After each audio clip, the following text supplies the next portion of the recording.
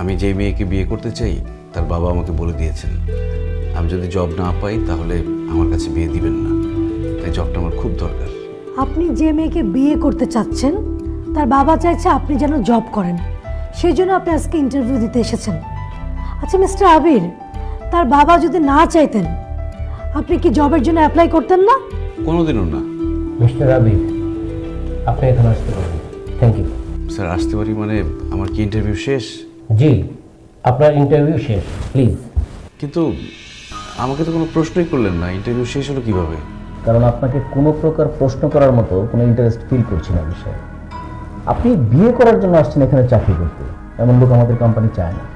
আমাদের কোম্পানি চায় যে ব্যক্তি কাজকে ভালোবাসবে, যে ব্যক্তি আমাদের এই কোম্পানিকে নিজের কোম্পানি ভেবে কঠোর পরিশ্রমের মাধ্যমে সঠিক সময়ে কাজটি সম্পন্ন করে আমাদের এই কোম্পানিকে অনেক দূরে এগিয়ে নিয়ে যাবে, তেমন কাজ।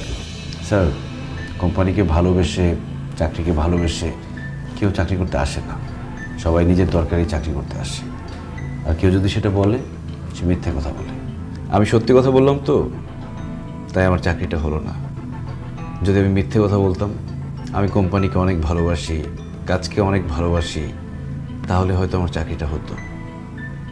আমি ছোটবেলায় পড়েছি সদা সত্য কথা বলবো, সবসময় সৎ কাজ করব। তাই মিথ্যে কথা বলে আপনাদেরকে খুশি করতে পারলাম না। আসি।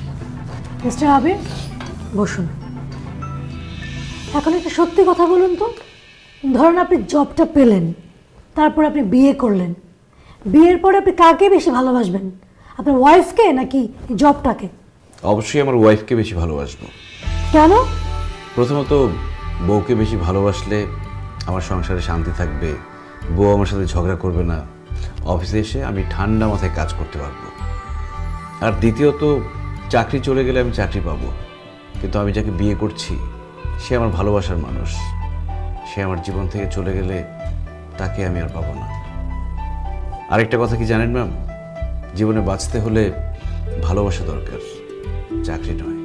আচ্ছা, জীবনে বেঁচে থাকতে হলে ভালোবাসাই যদি দরকার হয়, তাহলে চাকরি করতে এসেছেন কেন?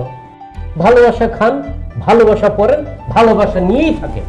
স্যার ভালোবাসার মানুষকে সুখে রাখতে টাকার দরকার, আর টাকার জন্য চাকরি দরকার, তাই চাকরি করতে এসেছি। তবে স্যার আমি কথা দিচ্ছি, চাকরিটা পেলে আমার মেধার পরিশ্রম দিয়ে কোম্পানির জন্য আমি শতভাগ কাজ করব। আপনার কথায় জাদু আছে, বারবার কোথায় যেন আটকে যাচ্ছি।